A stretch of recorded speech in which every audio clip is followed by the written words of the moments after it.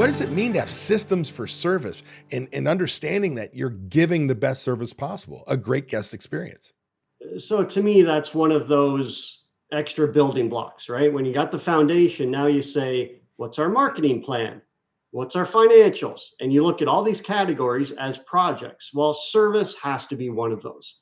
And I find that service, most places feel like it's a given. Well, I've got good people, they must be providing good service. So it's assumed that they're doing a wonderful job, but the managers are not in front of the conversation, right, between the server and the guest. They're not listening into all those, so they get little tidbits.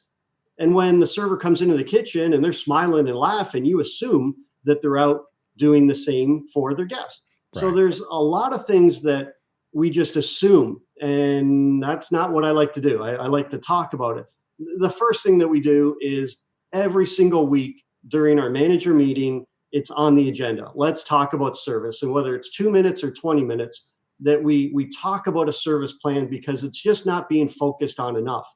And telling our staff to smile or making sure that we greet the guests right away, of course, very important, but it's not everything.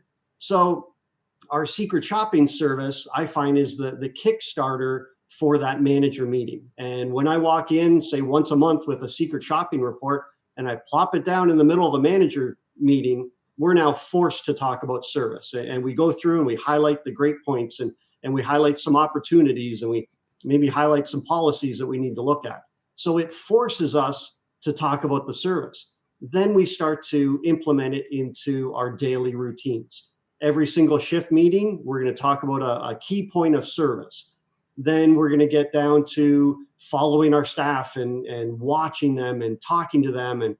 But then there's also specific things that you have to set up, that you know what type of service you want to give, right? Is it casual? Is it professional? Is it friendly? Is it cozy? You got to define that so your staff understands what they're trying to do. And there's a few extra things you have to set up as policies or one time, right? How fast do you want the guest greeted? What are your ticket times? So there's a few things that you set up as policies. There's conversations regularly, and there's leadership follow-up.